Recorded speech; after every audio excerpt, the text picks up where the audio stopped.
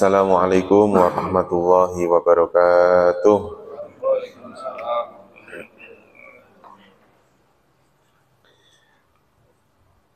Mari kita mulai pertemuan kita di pagi hari ini dengan berdoa bersama-sama.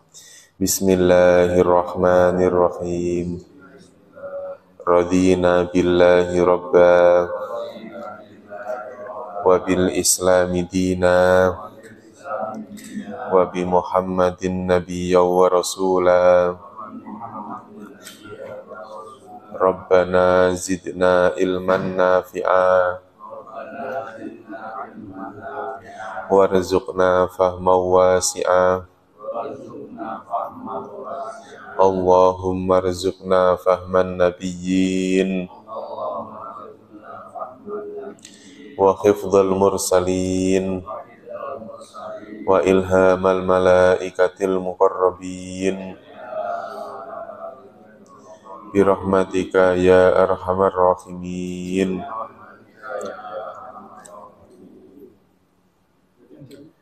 Innal hamdalillah nahmaduhu wa nasta'inuhu wa nastaghfiruhu wa na'udzu billahi min shururi anfusina wa min sayyiati a'malina. May yahdihillahu fala mudhillalah wa may yudlilhu fala hadiyalah. Allahumma salli wa sallim wa barik ala sayyidina Muhammad wa ala alihi wa sahbihi ajmain, amma ba'd. Alhamdulillah, puji syukur pada Allah Subhanahu wa taala pada kesempatan pagi hari ini Allah mempertemukan kita kembali. Mudah-mudahan pertemuan ini mendapatkan keberkahan dari Allah, dan mudah-mudahan Allah berikan ilmu yang bermanfaat untuk kita semua, dan mudah-mudahan diberikan kemudahan dalam memahami ayat-ayat suci Al-Quran. Dan mudah-mudahan Allah berikan kekuatan lahir batin untuk istiqomah di jalan Allah, istiqomah dalam ketaatan kepada Allah Subhanahu wa taala. Kita sampai ayat ke berapa, Pak?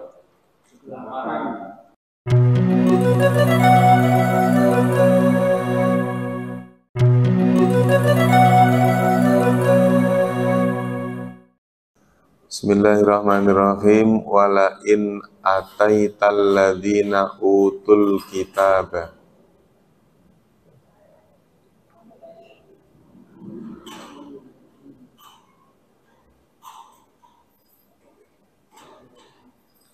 wala in dan sungguh jika, wala in dan sungguh jika,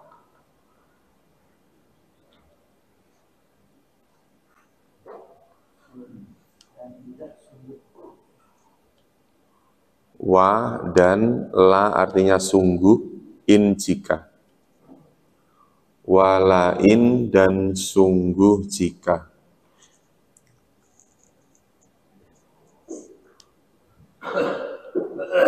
Jadi la di sini artinya sungguh.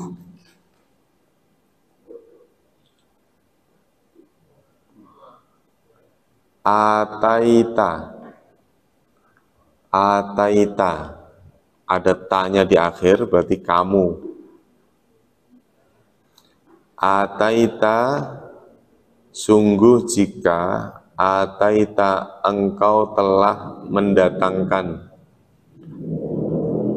engkau telah memberikan.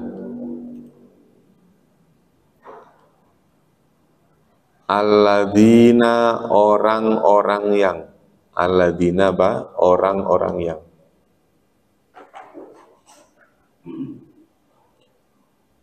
utul kitab, ini satu kata, cuman dalam penerjemahan dijadikan satu.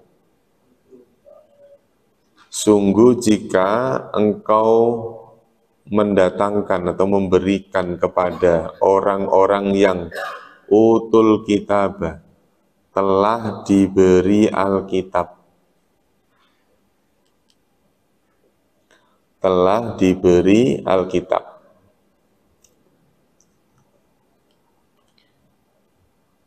Bikulli ayatin, bikulli ayatin dengan kulli apa? Setiap ayatin apa? Ayat. Ini terjemahan bebasnya begini. Sungguh jika engkau ini siapa Pak? Engkau ini Nabi Muhammad. Jadi ta yang dimaksud di sini adalah anta. Sungguh jika engkau hai Muhammad memberikan kepada alladzina utul kitab. Alladzina utul kitab itu ya kepada Bani Israel ahli kitab.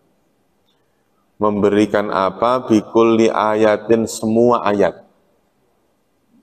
Semua ayat.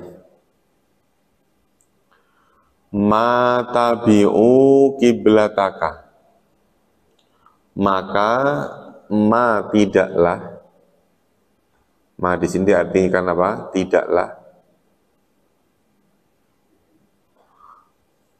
Tabi'u mereka mengikuti kiblataka, kiblatmu.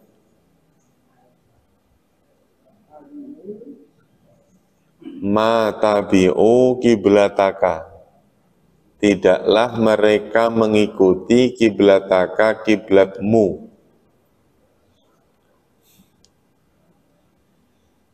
Jika engkau memberikan dalil, semua ayat engkau berikan kepada orang Bani Israel, tetap mereka tidak akan mau mengikuti apa?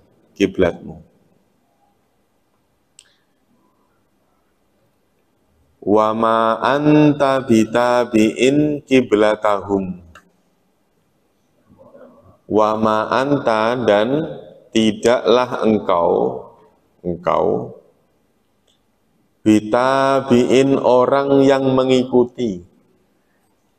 Engkau bukanlah orang yang mengikuti kiblatahum, kiblat mereka.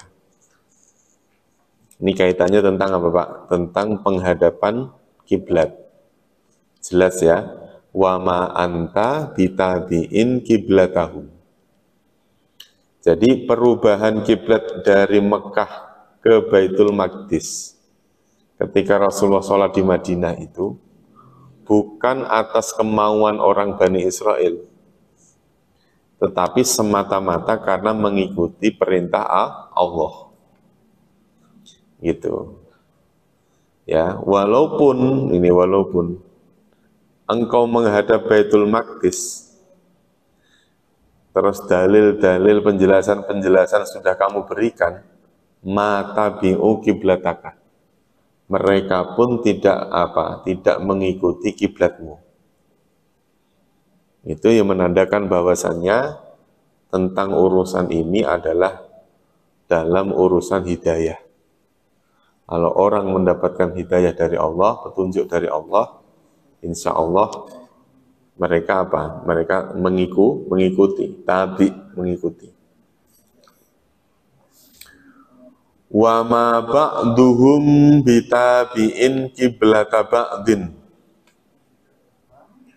Wa ma ba'duhum, ma di sini tetap artinya tidak. Urutan penerjemahannya ba'duhum didahulukan. Wa ma ba'duhum, dan sebagian mereka tidaklah bitabi'in orang yang mengikuti kiblata ba'din, kiblat sebagian yang lain. Ya, sebagian dari mereka siapa Pak? Alladzina utul kitabah, orang-orang yang diberi Alkitab, Bani Israel. Sebagian dari mereka, enggak semuanya, itu adalah hanya apa? Mengikuti kiblat ba'din. Hanya ikut-ikutan sebagian yang lain saja. Enggak ngerti. Jadi ayat ini dibagi menjadi 4 nanti ya, 4 hal. Yang pertama adalah walaupun engkau berikan semua tanda-tanda kekuasaan Allah, ayat-ayat, dalil-dalil engkau sampaikan, tetap mereka yang menolak, tetap apa? Menolak, tidak mengikuti. Dan kamu, hai Muhammad, bukan pengikut mereka. Ya, kiblat yang kamu ikuti itu bukan atas kemauan mereka. Ada di antara sebagian ahli kitab itu yang hanya ikut-ikutan, wa ma ba'duhum bitabi'in kiblata ba'din. Sebagian mereka tidaklah orang yang mengikuti sebagian kiblat mereka. Kiblata ba'din. Wala ini taba'ta ahwa'ahum. Walain dan sungguh jika. Walain sama wala ini itu sama. Walain dan sungguh jika. Ittaba'ta engkau mengikuti. Ahwa'ahum keinginan-keinginan mereka. Mimba dima ja'aka minal ilmi. Mimba dia apa? Dari sesudah ma ja'aka apa-apa yang datang kepadamu minal ilmi yaitu ilmu. Maksudnya apabila engkau mengikuti keinginan mereka padahal ilmu sudah datang kepadamu, maka innaka idal laminad dhalimin. Innaka sesungguhnya engkau idan jadi, ini nanti kalimat idannya didahulukan, jadi sesungguhnya engkau sungguh termasuk orang-orang yang dolim. Orang-orang yang dolim.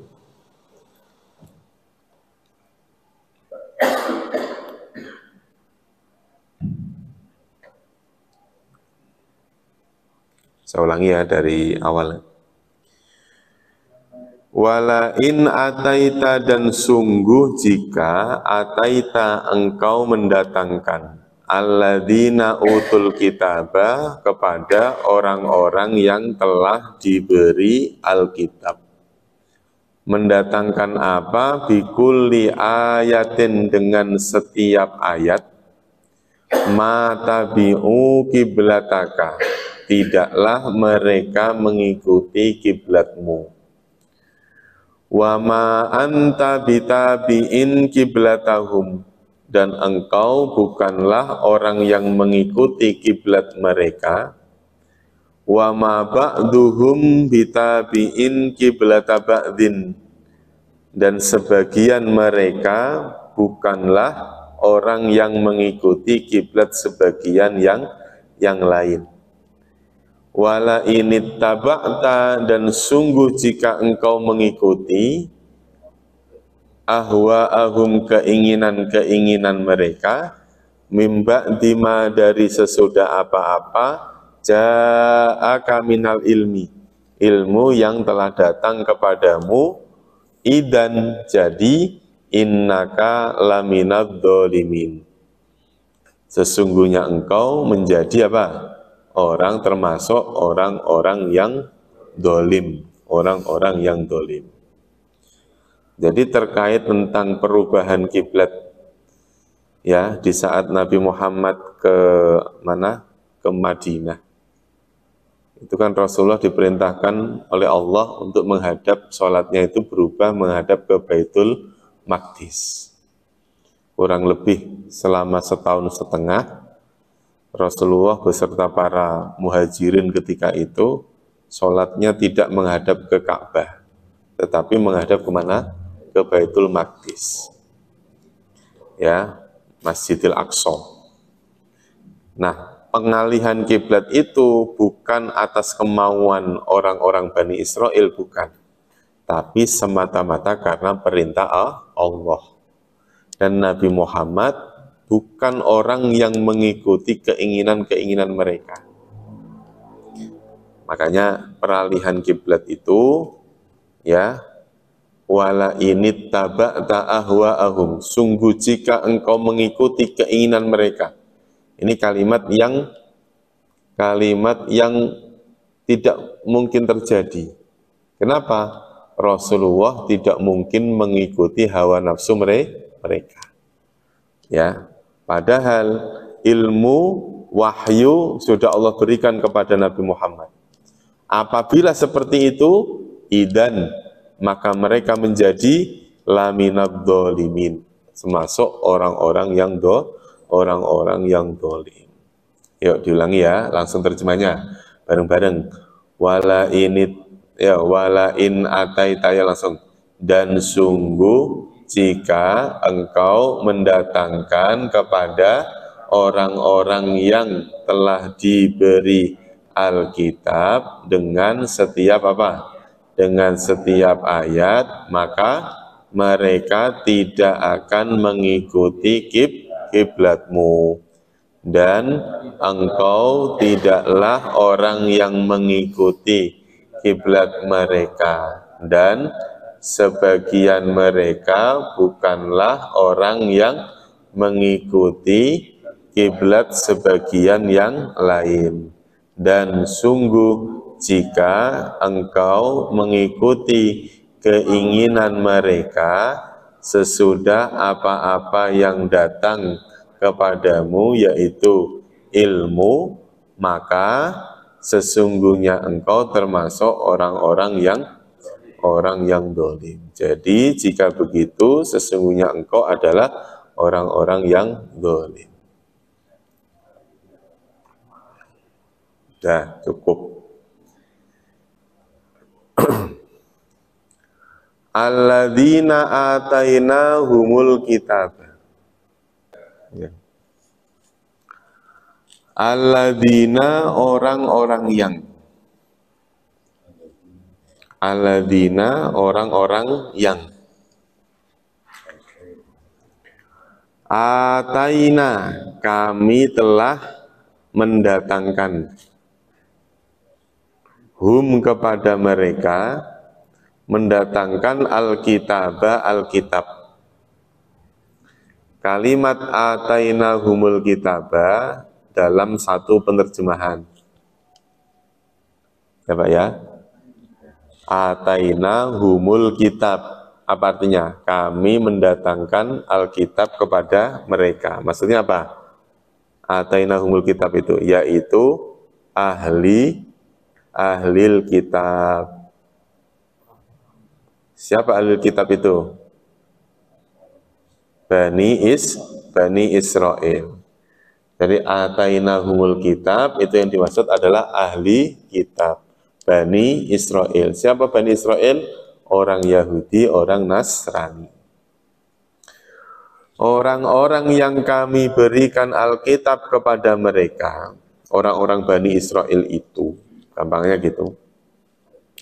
Ya'rifunahu, mereka mengenalnya.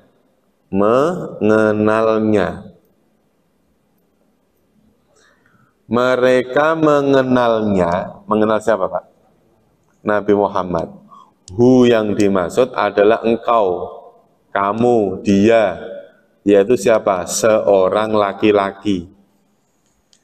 Jadi orang-orang ahli kitab, orang-orang ahli kitab itu mengenal Nabi Muhammad, ya, kama ya'rifuna abna'ahum, kama sebagaimana, kama itu dua kata, ka dan ma, seperti apa yang, sebagaimana ya'rifuna abna'ahum, mereka mengenal anak-anak mereka.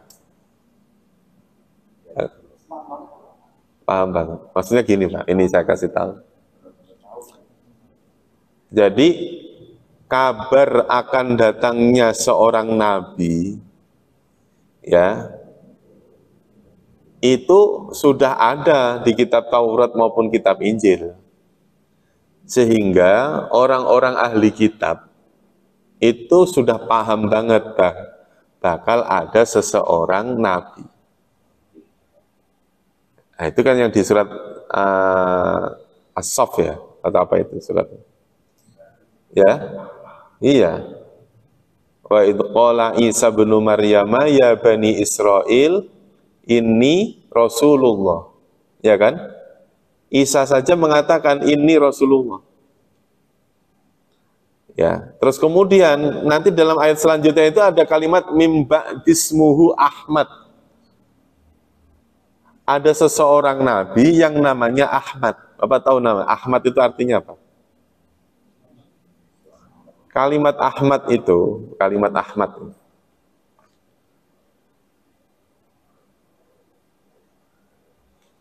Kalimat Ahmad. Ini kalau nggak ada harokatnya. Ini maknanya bisa dua. Maknanya bisa aku memuji, bahasa kata kerja, bisa orang yang terpuji. Ya. Maka kalimat seperti ini nanti dia dihukumi tidak boleh bertanwin. Kalau dalam bahasa Arab. Nggak boleh bertanwin. Harus Ahmadu, Ahmada, Ahmadi aja nggak boleh.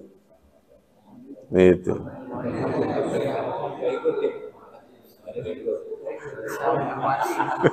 Salah lagi. Ada di sini, Pak.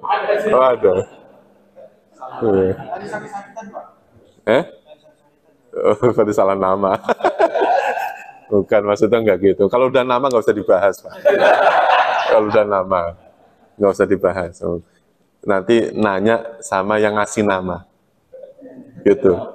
Iya. Karena sifatnya nama itu mabni, nggak berubah-ubah, enggak.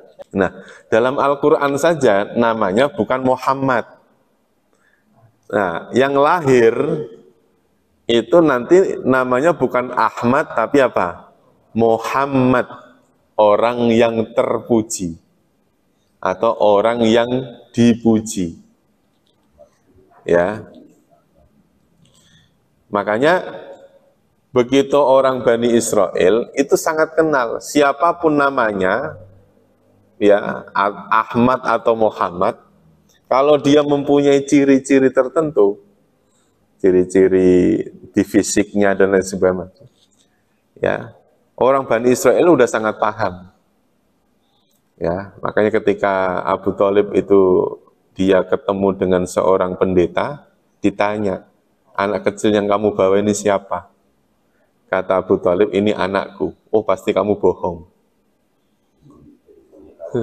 Kenapa? Ini anak nantinya akan menjadi nabi. Dan dalam kitab Injil, kitab Taurat, anak yang akan jadi nabi ini lahir dalam keadaan yatim. Kok kamu ngaku, kamu bapaknya? Nggak mungkin. Itu maksud dari kalimat apa?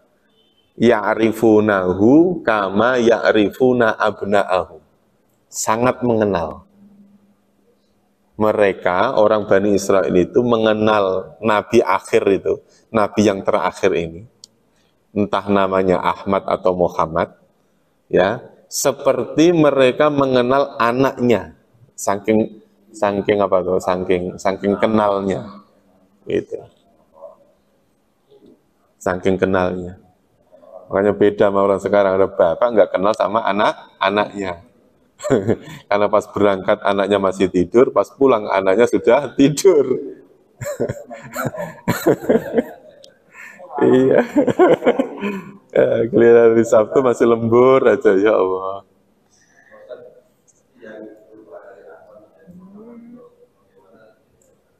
Iya.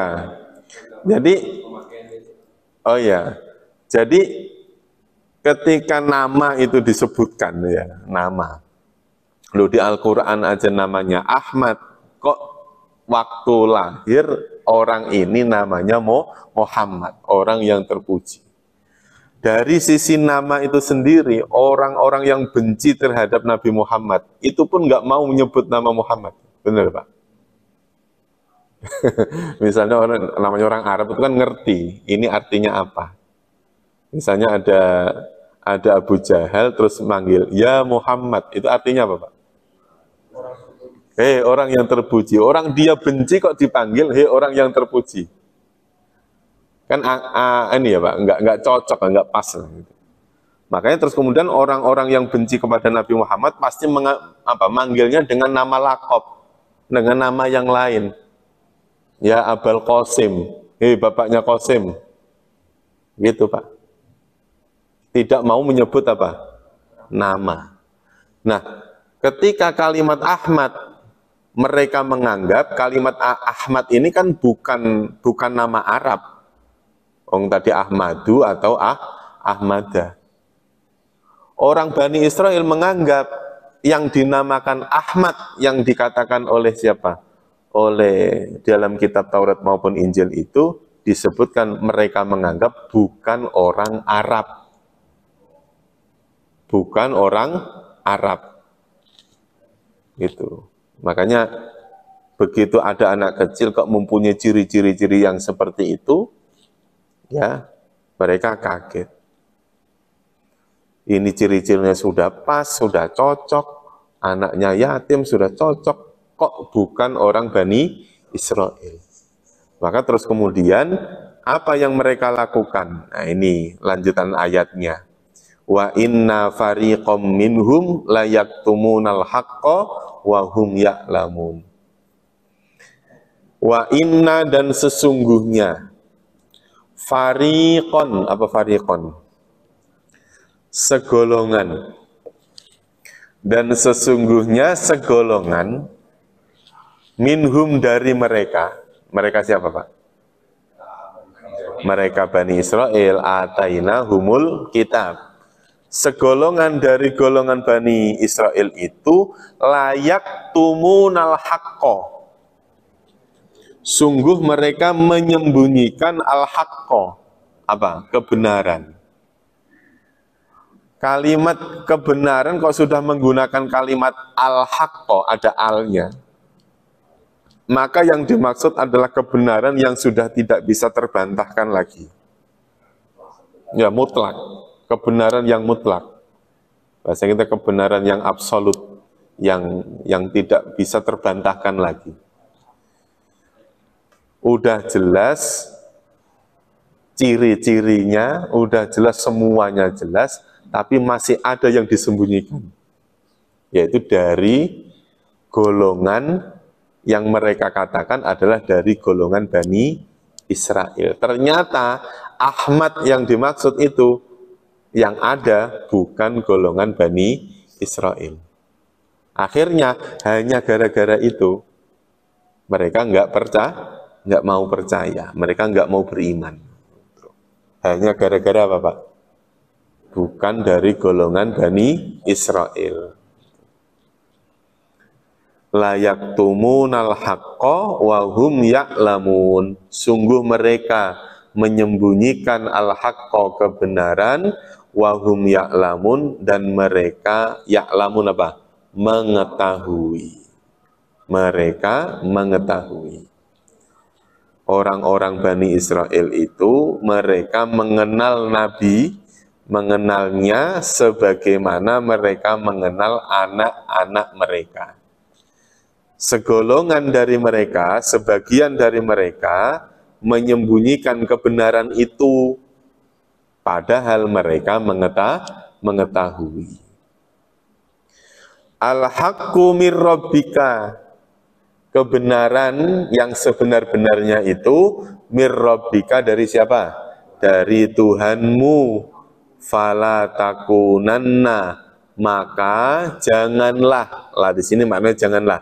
Maka janganlah takunanna. Takunanna itu berasal dari kata takuna itu takunu ditambah dengan inna.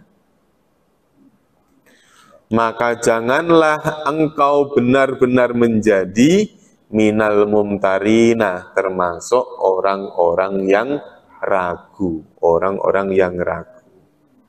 Ini kaitannya tentang apa? Kaitannya tentang nabi yang terakhir. Ya, mayoritas nabi yang Allah utus, nabi atau rasul yang Allah utus, mereka mayoritas dari golongan Bani Israel. Tetapi nabi yang terakhir bukan dari golongan Bani Israel. Ya, kalau saya ngomong Bani Israel, jangan ngomong negara Israel ya Pak. Ini beda. Bani Israel itu di dalam Al-Quran ada yang dipuji-puji oleh Allah. Ada. Bani Israel yang dimurkai oleh Allah juga ada. Jadi kalau ngomong masalah Bani Israel, itu ada Bani Israel yang benar, yang baik, ada Bani Israel yang tidak baik. Misalnya, faddaltukum alal alamin, aku lebihkan kamu di antara umat-umat yang lain. Itu maksudnya siapa? Bani Israel. Allah puji. Iya, Bani Israel yang baik banyak, Pak. Nabi Musa itu Bani Israel, Nabi Harun Bani Israel. Nah, itu Nabi Isa juga Bani Israel, banyak nabi-nabi dari golongan Bani Israel banyak. Tapi ada Bani Israel yang dimurkai oleh Allah juga banyak. Sampai diabadikan dalam Al-Quran. Siratal ladzina an'amta alaihim ghairil maghdubi alaihim. Golongan yang ghairil maghdub, yang tidak dimurkai. Ghair, selain yang dimurkai. Yang dimurkai itu siapa? Ya Bani Israel kan.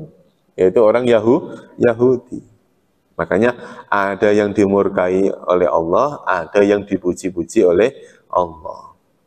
Nah, kebenaran tentang Nabi tadi, kebenaran tentang seorang Nabi tadi, itu adalah kebenaran yang hak mir rabbika. Fala takunanna minal mumtarin. Maka janganlah kamu benar-benar menjadi termasuk orang-orang yang ragu. Diulangi ya Pak. Alladzina, orang-orang yang atainahumul kitabah, kami datangkan Alkitab kepada mereka, ya'rifunahu, mereka mengenalnya, kama ya'rifuna, sebagaimana mereka mengenal abna'ahum, anak-anak mereka. Wa inna fariqon, dan sesungguhnya segolongan minhum, dari mereka, layak tumuna, sungguh mereka menyembunyikan al-haqqa, kebenaran, wahum ya'lamun, dan mereka mengetahui. Al-haqqu, kebenaran itu, mir rabbika, dari Tuhanmu. Fala takunanna, maka janganlah engkau benar-benar menjadi minal mumtarin, termasuk orang-orang yang ragu. Engkau janganlah menjadi orang-orang yang ragu. Ragu terhadap apa? Ragu terhadap al-haqqu, ragu terhadap kebenaran. Makanya al-haqqu mir rabbika, suatu kebenaran itu adalah kebenaran yang sesungguhnya yang datang dari Allah. Kalau datang dari Allah, maka kebenarannya tidak terbantahkan. Sebagaimana datangnya atau diutusnya Nabi Muhammad itu adalah al-haqqu mir rabbika. Walikullin wijhatun huwa muwalliha. Walikullin, dan bagi setiap, karena di sini bunyinya tanwin, maka ditambahi sesuatu. Walikullin, dan bagi setiap sesuatu. Wijhatun, ada arahnya. Wijhatun, ada apa? Arahnya. Setiap sesuatu itu ada arahnya. Maka kalau saya ngomong sesuatu, maka yang dimaksud itu adalah apa Pak? Selain Allah. Gitu ya. Jadi maksudnya gini, semua makhluk itu pasti apa? Selain Allah, itu akan punya ketergantungan terhadap tempat. Punya ketergantungan terhadap waktu. Itu makhluk. Sedangkan Allah itu mukhalafatul lil hawadis. Sedangkan Allah itu mukhalafah. Itu berbeda lil hawadisi dengan makhluknya. Berarti Allah tidak membutuhkan waktu, tidak membutuhkan tempat. Itu harus diyakini dulu. Nah, itu basic Basic ilmu akidahnya di situ. Dalam Al-Quran disebutkan laisa kamitslihi syai'. Tidak ada sesuatu apapun. Sesuatu itu apa? Ma siwallah, apa saja selain Allah. Tidak ada sesuatu pun yang menyerupainya. Ya. Makanya walikullin, dan bagi setiap sesuatu wijhatun ada apa? Ada arahnya.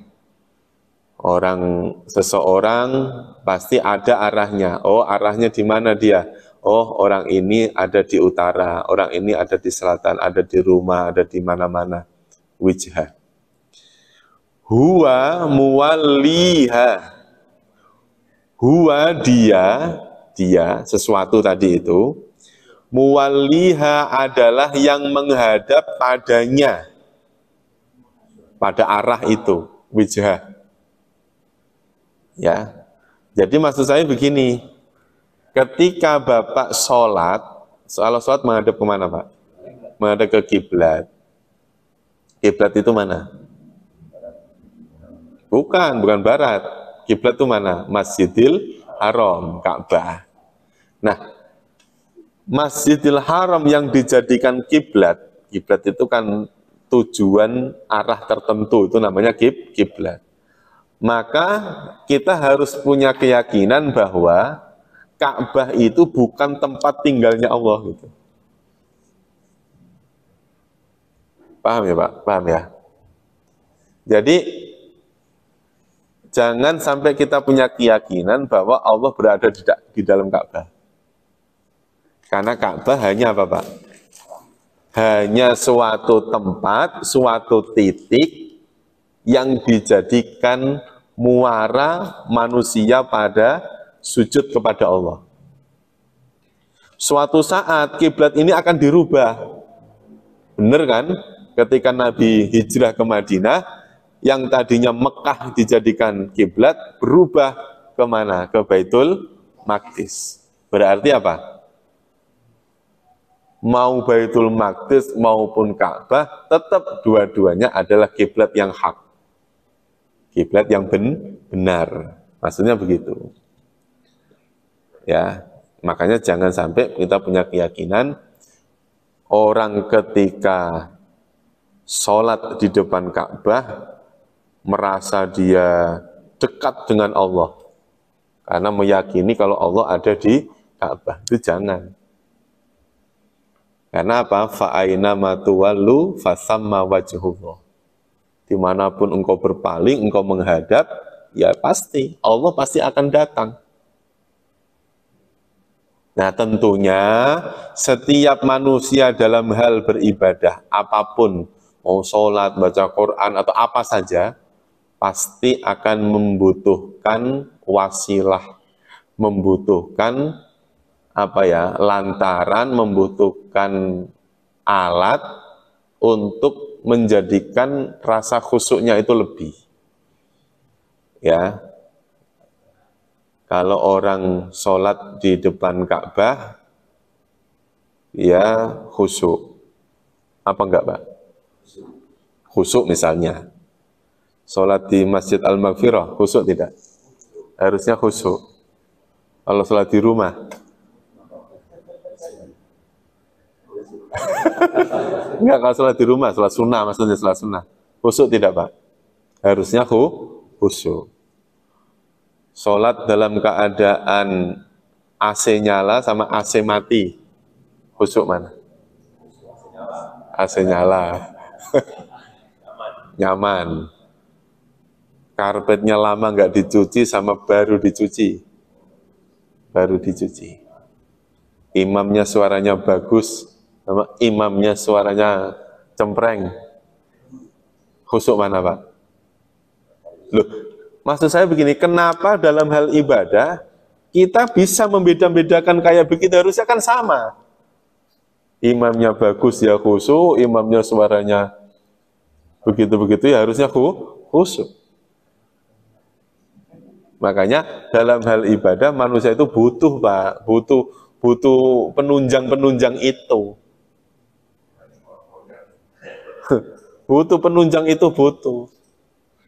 Itu. Makanya masjid terus kemudian pasang AC, karpetnya yang baru, imamnya yang bagus. Kalau habis sholat ngopi-ngopi, ya kan gitu Pak. Makin lama di masjid nanti makin pada nggak pulang-pulang. Itu, iya kan? Habis maghrib sediain kopi sampai isya nggak pulang-pulang. Dan sampai rumah diomel-omelin.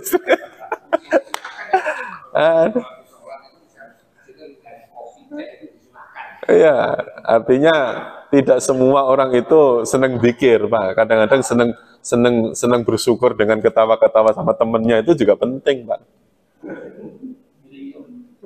Ini mumpung ada Pak Ketua DKM, ini masukan ini. Iya, gitu.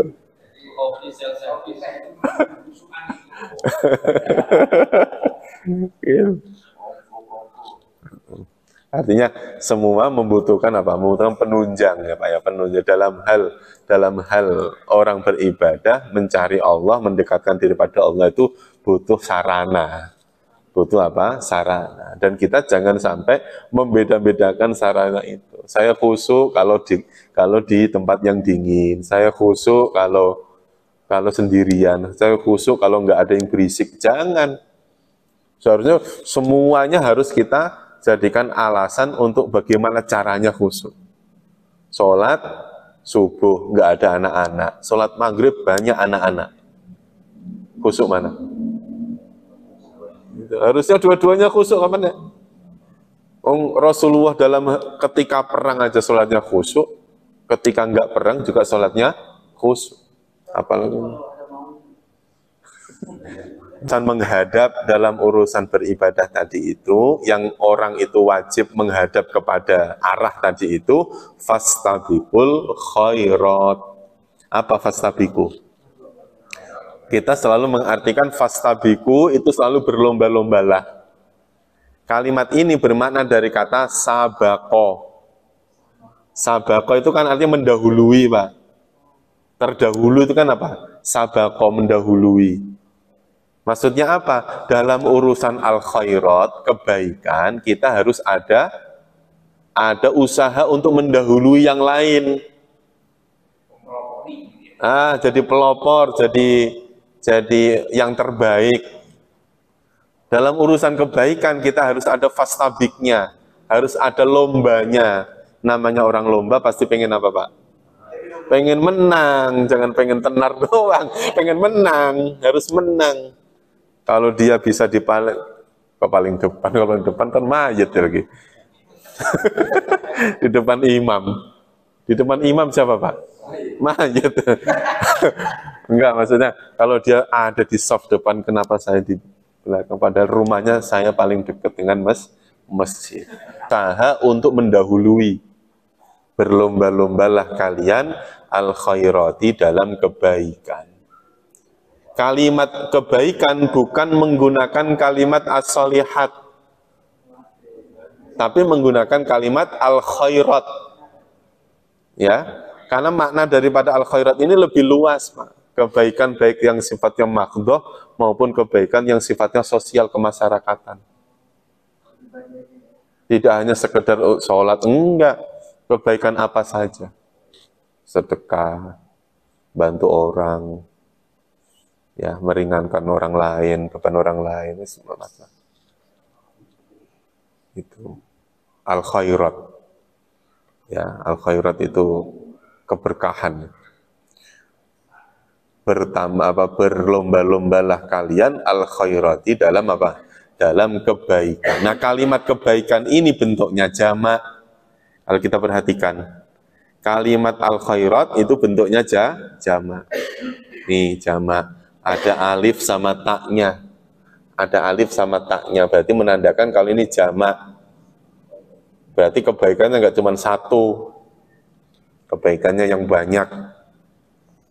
Fastabiqul khairat. Makanya urusan kita dengan Allah, urusan ibadah kita kepada Allah SWT harus ada perlombaannya. Bahkan di ayat yang lain ada fafirru ilallah. Suruh lari. Fafirru, maka berlarilah kamu ilallahi kepada Allah. Loh, dalam urusan ibadah kita apa? Diperintahkan untuk bercepat-cepat, berburu-buru, berlomba-lomba, bersegera. Ya, jangan sampai kita kalah dengan urusan dunia. Urusan dunia aja kita nggak berani terlambat. Jadwal kereta jam 6 pas, 6 pagi. Kita di stasiun jam berapa, Pak? Setengah 6 itu udah paling terlambat itu. Iya, Pak? Ya? Iya. Kira-kira kalau datang jam 6 lewat 01 aja. Kalau kereta kan nggak mungkin delay, Pak ya. Kalau kereta jarang. Kalau pesawat tuh masih kadang-kadang masih ada iya dan tidaknya. Kalau kereta kan enggak. Wah. Gitu. Ya, ya, jadi urusan apa namanya? Urusan akhirat kita terlambat santai-santai. Santai-santai aja. Jam 7 ya datangnya jam 7:04. Ya kan? Udah ada ya, komatnya masih 5 menit 70 detik. masih ada waktu lah. Oh, nggak ke masjid-masjid, Pak, katanya. Belum komat. Ya kan? Belum komat itu. Soalnya Pak ke masjid itu udah mau komat tuh. Masih 3 menit. Saya tahu itu dari adzan ke komat itu kalau di Al-Maghfirah itu 6 menit. Dihitung bener, Pak. Gitu. Dalam urusan akhirat kita terlambat santai-santai aja. Tapi dalam urusan dunia kita kadang-kadang nggak berani terlambat. Kok seolah-olah apa? Tidak ada unsur perlombaannya tadi. Nggak ada unsur perlombaan. Itu jangan sampai. Maka dalam urusan menghadap walikullin wijhatun huwa muwalliha. Setiap sesuatu itu ada arahnya. Nah, kita diperintahkan untuk menghadap ke arah itu. Ya, arah itu, wijhah. Maka ketika menghadap ke arah itu, fastabiqul khairat, maka berlomba-lombalah kalian al khairati dalam kebaikan-kebaikan. Ainama takunu. Ainama di mana saja. Ya, ainama apa? Di mana saja. Kalimat aina itu maknanya di mana itu bertempat. Jadi kalau di mana saja berarti di mana saja engkau bertempat tinggal. Takunu, kalian berada, di mana saja kalian berada, ya'ti bikumullah, Allah akan datang kepada kalian jami'an semuanya. Ya, maksudnya apa, Pak? Dimanapun kita berada, dimanapun kita bertempat tinggal, dimanapun kita menghadap Allah, pasti Allah akan datang. Nah, kalimat kalau Allah akan datang, itu yang datang apanya? Kalimat Allah akan datang jangan diartikan zatnya Allah akan datang berpindah-pindah, itu jangan. Salah itu, Pak. Allah akan turun dari langit. Itu yang maksudnya yang turun itu bukan Allahnya. Tapi apanya? Rahmatnya, karunianya, hidayahnya, rezekinya, itu yang turun. Ya. Tapi ada yang menganggap Allah turun kalau sujud. Iya, makanya ketika seorang lagi sujud di sepertiga malam, Allah akan turun, kan gitu kan ya? Turun. Nah, kalimat turun itu yang turun bukan zatnya Allah. Saya mau ke masjid karena nilai pahalanya 27 kali lipat. Saya mau sholat berjamaah karena 27 kali lipat. Saya rajin umroh karena ini. Jadi takutnya suatu saat nanti kita dipertanyakan. Kalau misalnya Allah nggak menciptakan surga, nggak ngasih pahala, kamu masih tetap mau sujud kepada Allah tidak? Nanti ada pertanyaan begitu, Pak. Iya. Ya walaupun yang ngasih imbalan Allah gitu kan ya. Yang ngasih pahala siapa? Allah. Tapi urusan imbalan-imbalan itu kan kita egois, Pak. Selalu mengingat pada diri sendiri. Lupa terhadap yang ngasih pahala. Orang istighfar itu kalau hanya ingat dosanya, egois, Pak. Astagfirullahaladzim, sampai nangis-nangis. Harus jadi imam loh, Pak, yang jadi imam. Sampai doanya nangis, nangis-nangis. Nah, jamaah di belakangnya kan bingung. Ini Pak Ustadz kenapa ini kok nangis-nangis? Sekali-kali kita itu ya ibadah tanpa memikirkan ini dapat pahala atau tidak. Sekali-kali aja. Ya syukur-syukur kita bisa menikmati menikmati ibadah tanpa memikirkan itu. Yang kita ingat hanya siapa? Allah Subhanahu wa taala. Itu. Nah, surga neraka itu kan hanya pemanis, penyemangat kita. Ya, penyemangat kita dalam ibadah. Yang semangat pengen masuk surga. Intinya apa? Yang kemarin kita bahas dalam surat ayat 29 atau berapa itu. Yang kemarin kita bahas tentang kenikmatan-kenikmatan surga. Itu kan kenikmatan surga yang sifatnya ada dalam pikiran manusia. Makanan enak, ada bidadari, terus kemudian apa? Di surga selama-lamanya. Itu kan yang ada dalam pikiran kita. Namanya hidup enak, itu pasti pengennya terus-menerus kan?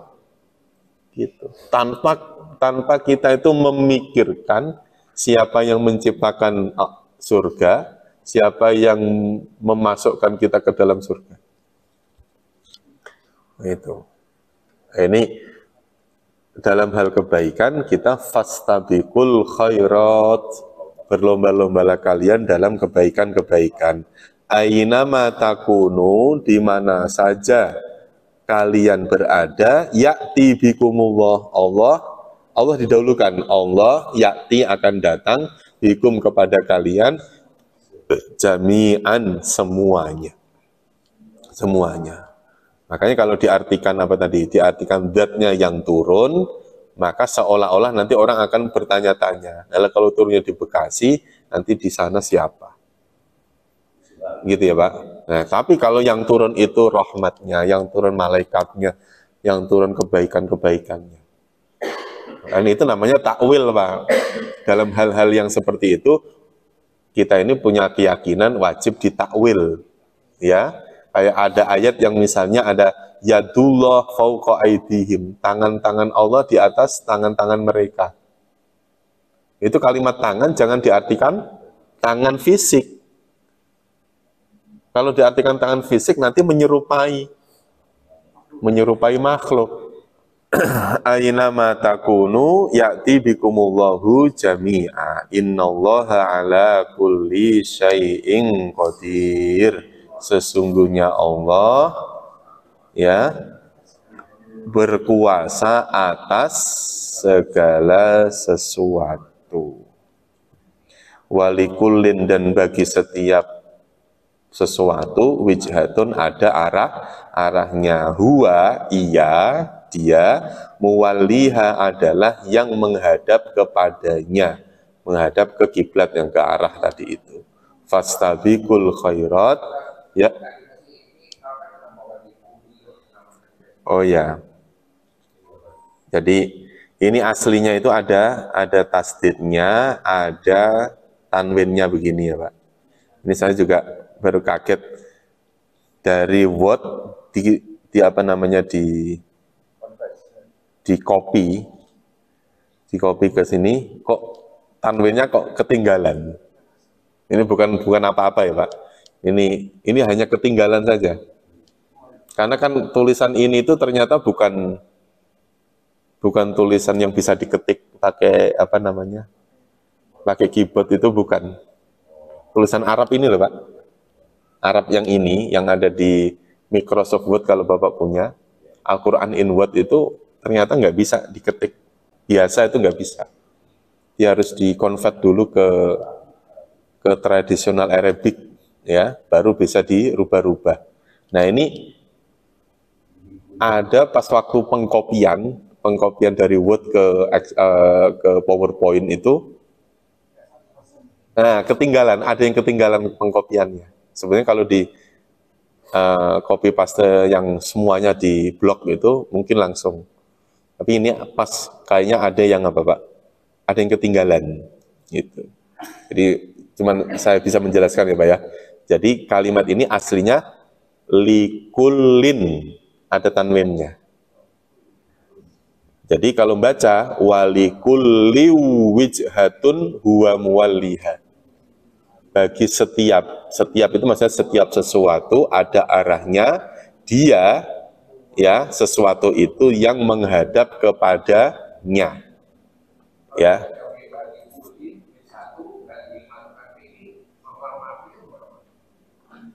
Sebenarnya dengan adanya tanwin saja itu sudah menandakan kalau kulin ini kalimat yang berdiri sendiri. Ya Pak ya. Kan gini ya. Kalimat kok berakhiran tanwin itu sudah berarti kalimat yang berdiri sendiri. Kalau ada tanwinnya. Nah karena ketemu wawu ya, wijha itu wawu itu, maka secara hukum dalam tajwid kan tanwin ketemu apa? Ketemu wawu. Secara bacaan dia harus dimasukkan, diidghamkan, sehingga bunyi tanwin itu hilang. Maka bacaannya kalau sendiri-sendiri ya walikulin wijhatun. Tapi kalau dibaca wasol walikulli wijhatun huwa muwalliha. Gitu ya Pak. Jadi liwu itu hanya sekedar bacaan Al-Qur'an. Gitu. Kalau Bapak baca hadis, apalagi baca kitab-kitab yang bukan Al-Qur'an, yang berbahasa Arab, tidak harus sesuai tajwid, nggak apa-apa. Gitu. Tapi karena ini Al-Qur'an harus harus disesuaikan dengan tartil, tajwid. Fastabiqul khairati, maka berlomba-lomba kalian dalam kebaikan-kebaikan. Aina ma takunu, di mana saja kalian berada, ya'ti bikumullahu jami'a. Allah akan datang kepada kalian semuanya. Innallaha ala kulli syai'in qadir. Sesungguhnya Allah atas segala sesuatu maha berkuasa. Sampai ayat 148. Cukup ya. Wallahu a'lam bishawab wa ilal ma'ab. Insyaallah nanti kita lanjutkan di lain waktu. Mudah-mudahan Allah pertemukan kita lagi di lain waktu dengan kondisi sehat wal afiat. Terima kasih. Kita tutup dengan doa kafaratul majlis. Subhanakallahumma wa bihamdika asyhadu an la ilaha illa anta astaghfiruka wa atubu ilaih. Terima kasih. Wassalamualaikum warahmatullahi wabarakatuh.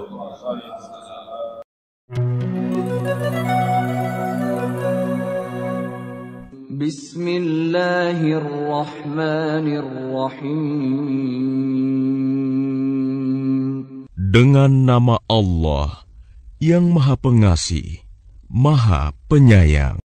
وَلَئِنْ أَتَيْتَ الَّذِينَ أُوتُوا الْكِتَابَ بِكُلِّ آيَةٍ مَا تَبِعُوا قِبْلَتَكَ وَمَا أَنْتَ بِتَابِعٍ قِبْلَتَهُمْ وَمَا بَعْضُهُمْ بِتَابِعٍ قِبْلَةَ بَعْضٍ وَلَئِنِ اتَّبَعْتَ أَهْوَاءَهُمْ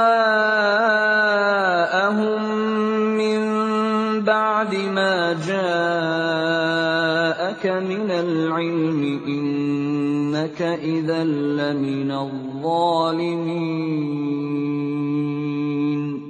Dan walaupun engkau Muhammad memberikan semua ayat keterangan kepada orang-orang yang diberi kitab itu, mereka tidak akan mengikuti kiblatmu, dan engkau pun tidak akan mengikuti kiblat mereka. Sebagian mereka tidak akan mengikuti kiblat sebagian yang lain. Dan jika engkau mengikuti keinginan mereka setelah sampai ilmu kepadamu, niscaya engkau termasuk orang-orang zalim. الذين آتيناهم الكتاب يعرفونه كما يعرفون أبناءهم وإن فريقا منهم ليكتمون الحق وهم يعلمون.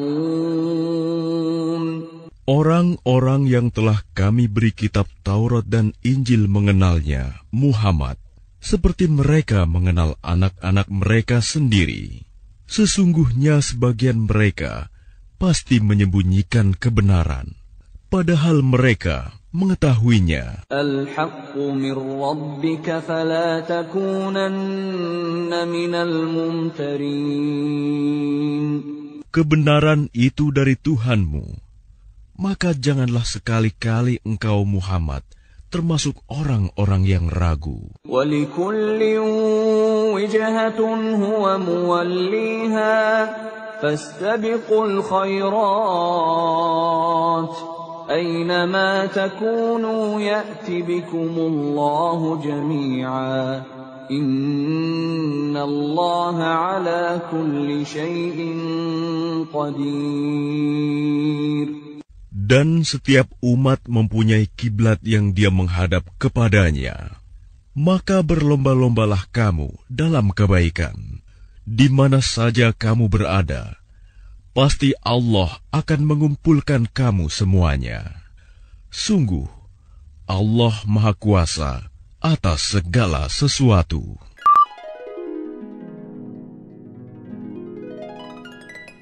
Dan sungguh, telah kami mudahkan Al-Quran untuk peringatan. Maka adakah orang yang mau mengambil pelajaran?